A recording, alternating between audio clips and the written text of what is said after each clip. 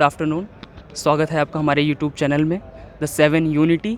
जैसा कि आप लोग देख रहे हैं कि हम इलाहाबाद विश्वविद्यालय के साइंस फैकल्टी में उपस्थित हो गए हैं और यहाँ छात्रों से उनके मुद्दे और उनकी राय जानने के लिए कि प्रशासन से क्या चाहते हैं या स्टूडेंट वेलफेयर उनके लिए क्या करेगा। जैसा कि आप जानते हैं कि 14 तारीख से प्रोटेस्ट चल रहा है और अभी तक ये निर्णय हो नहीं पाया है। तो यहाँ हमारे कुछ छात्र नेता हैं, उपस्थित हैं, जैसे अभिषेक द्विवेदी जी। आगे हम उनसे अपनी बातों को करेंगे और जानेंगे विभिन्न मुद्दों पर उनकी राय क्या है। दीपू सिंह, ठीक है, रुकना भी।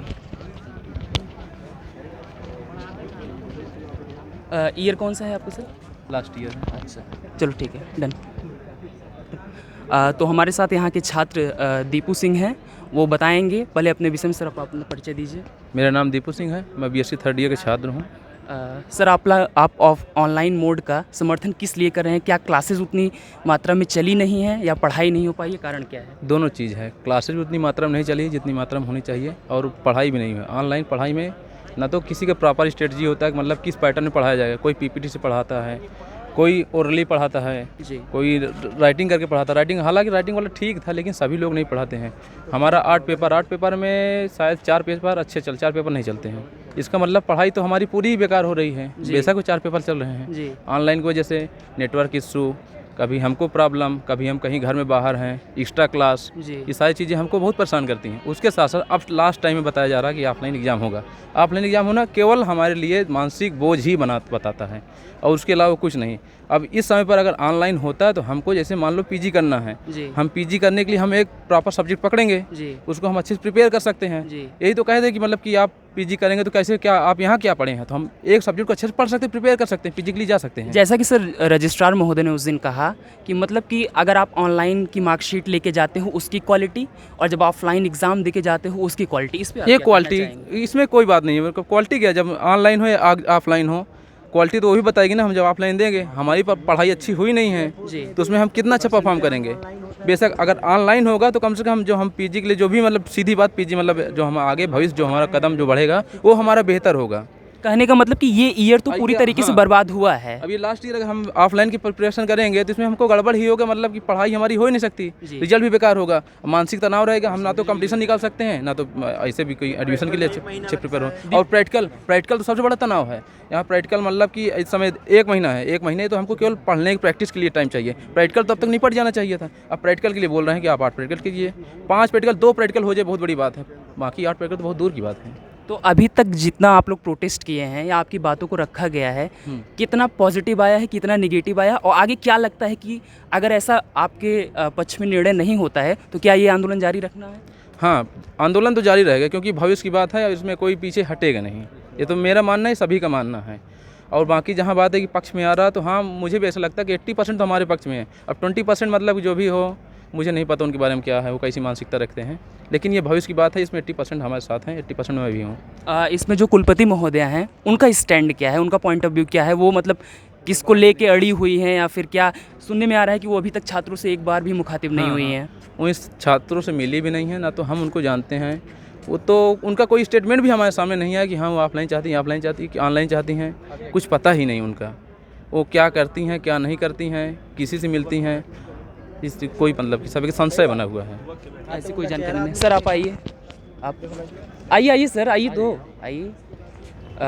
जैसा कि ये पूरी तरीके से समझ में आ रहा है कि ऑफलाइन का विरोध हो रहा है या ऑनलाइन, जो एक क्वालिटी की बात होती है। जैसा कि सर ने अभी कहा कि क्वालिटी मैटर नहीं करता, जो हमें पीजी करना है वो इम्पोर्टेंट। लेकिन कहीं ना कहीं जो रजिस्ट्रार महोदय ने ये बात कही है क्वालिटी की कि ऑफलाइन एग्ज़ाम देते हो, ऑनलाइन एग्ज़ाम देते हो।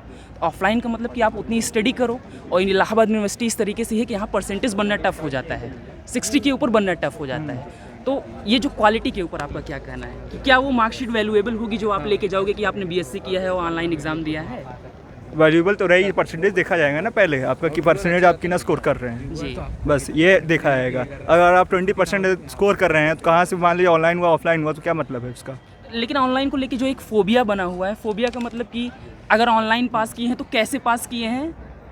आप समझ रहे हैं कि मैं क्या कहना चाह रहा हूँ कि हाँ, चाहे वो ओपन बुक किए हैं, ओपन बुक ही एक तरीके से है। अगर रूम पर है तो ओपन बुक है, और मांग यही हो रही है कि अगर यहाँ भी ऑफलाइन होता है तो ओपन बुक होगा। तो ओपन बुक का मतलब कि उसमें तब एक जो छात्र का एक उनका जो टैलेंट है वो नहीं दिखता है। जब ओपन बुक होगा, मान लीजिए हम लोग जी। पढ़े भी नहीं होंगे, जी, जी। ठीक है, और ओपन बुक दे रहे हैं, जी। तो हम लोग को कहाँ से पता चलेगा कि कौन सा टॉपिक कहाँ से आ रहा है, क्वेश्चन कैसे वो करेंगे?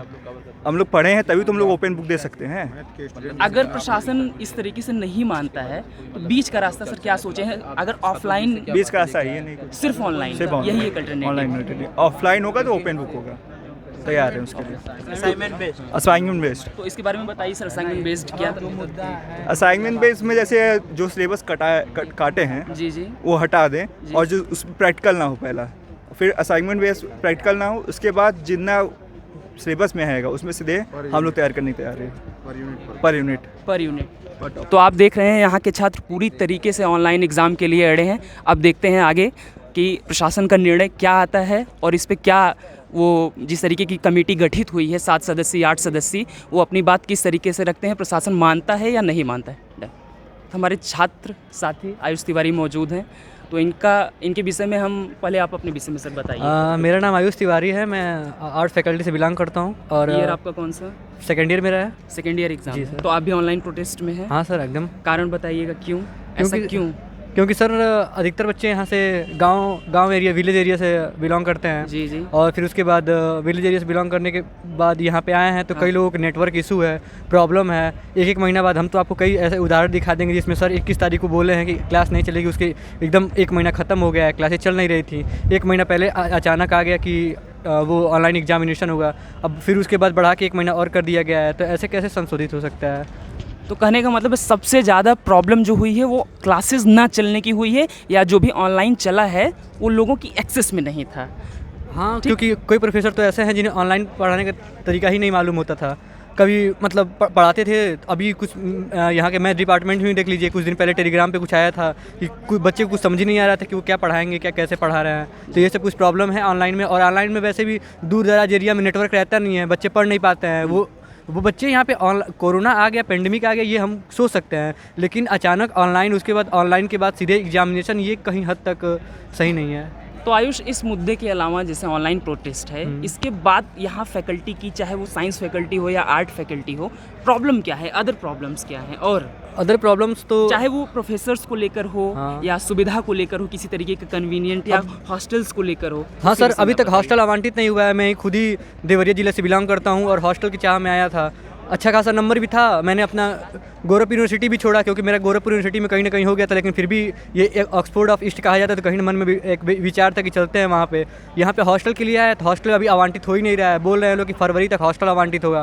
तो ऐसे कैसे चलेगा? हम तो शुरू से ही हॉस्टल की चाह देख रहे थे, अब रूम लेके रहना पड़ रहा है, वो परेशानियाँ अलग से हैं। तो फिर यही सब है। और बाकी सुख सुविधाओं में यहाँ पे पानी की कहीं व्यवस्था ही नहीं है कि जैसे जहाँ बच्चे पानी पी सकें।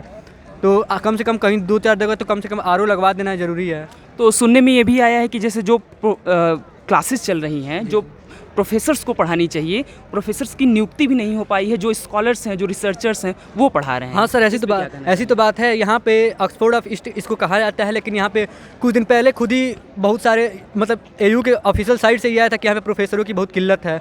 और जो NIRF की कटिंग वो आती है जिसे रैंकिंग डिसाइड होता है विश्वविद्यालयों में, तो कहीं ना कहीं AU की सबसे बड़ी प्रॉब्लम यही है कि यहाँ पे टीचरों की भारी किल्लत है और रिसर्च स्कॉलर पढ़ा रहे हैं। तो क्या आप ये जानकारी दे सकते हैं कि इस बार रैंकिंग कितनी है AU की? नहीं सर, अभी तो मालूम नहीं है, लेकिन 100 से बाहर ही है सर। 100 नहीं, 200 से बाहर है। 200 से बाहर है। हाँ। ठीक है आयुष, बात करके आपसे बहुत अच्छा लगा। थैंक यू इतनी जानकारी